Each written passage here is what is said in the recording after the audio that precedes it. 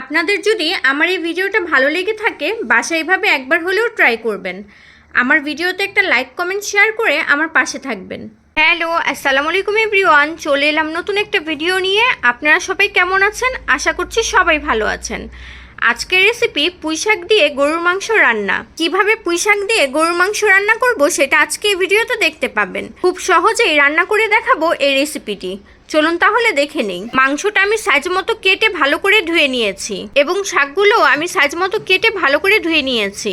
আর শাকের সাথে কিন্তু কিছু বিচিও ছিল, সেগুলো আমি নিয়েছি। চুলায় হাঁড়ি বসিয়ে দিয়েছি। এখন এর মধ্যে দিয়ে দিব পরিমাণ মতো তেল। তেল গরম হয়ে এলে দিয়ে দিব পরিমাণ মতো পেঁয়াজ কুচি। দিয়ে দিব 2টা দারুচিনি আর 2টা এলাচ। দিয়ে দিব একটা তেজপাতা। এখন এই সবগুলো একসাথে হালকা করে ভেজে নিব। হালকা করে ভেজে নিয়েছি। এখন দিয়ে দিব সামান্য পরিমাণে পানি। এখানে নিয়েছি 1 টেবিল চামচ পরিমাণ আদা রসুন বাটা। এখন দিয়ে দিব 2 চা চামচ পরিমাণ হলুদ গুঁড়ো, 2 চা চামচ পরিমাণ মরিচ গুঁড়ো, 1 চা চামচ পরিমাণ নিয়েছি ধনিয়া গুঁড়ো আর নিয়েছি পরিমাণ মতো লবণ। এখন সবগুলো একসাথে ভালো করে কষিয়ে নিব। মশলাটা কিন্তু আমি খুব ভালোভাবে কষিয়ে নিয়েছি। এখন দিয়ে দিব এই ধুয়ে রাখা মাংসগুলো।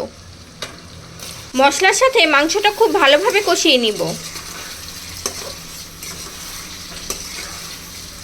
চুলার তাপটা মিডিয়াম আঁচে রেখে ঢাকনা দিয়ে ঢেকে রাখবো 10 মিনিটের জন্য।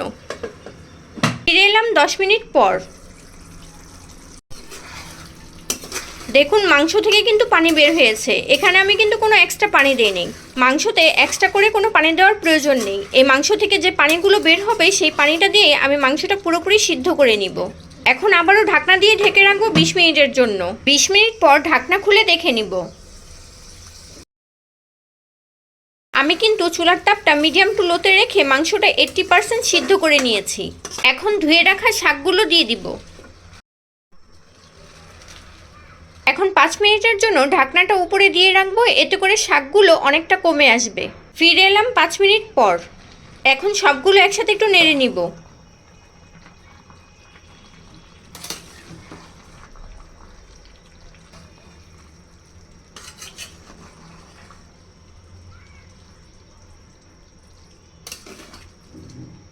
আসলে শাক দেখতে যতটা বেশি মনে হয় রান্না করার পর কিন্তু অনেকটাই কমে যায়। দেখুন শাকের থেকেও কিন্তু অনেক পানি বের হয়েছে।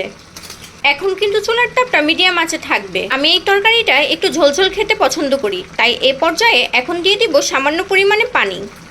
এখন দিয়ে দিব কাঁচামরিচ। আর ঝালটা যে যেমন খেতে পছন্দ করেন ঠিক সেই পরিমাণে কাঁচামরিচ দিতে হবে। আর আমি কিন্তু কাঁচামরিচগুলো এভাবে মাঝখান দিয়ে ছিঁড়ে দিয়েছি, এতে করে তরকারিতে সুন্দর একটা স্মেল ছড়াবে। এখন আবার একটু একসাথে সবগুলো নেড়ে নিব। এখন কিন্তু আর ঢাকনা দিয়ে ঢাকা যাবে না। চুলার তাপটা মিডিয়াম আঁচে রেখে আরও 10 মিনিট এভাবে জাল দিয়ে নিব। 10 মিনিট পর 1 চা চামচ পরিমাণ জিরা গুঁড়ো দিয়ে নামিয়ে পরিবেশন করে নিব।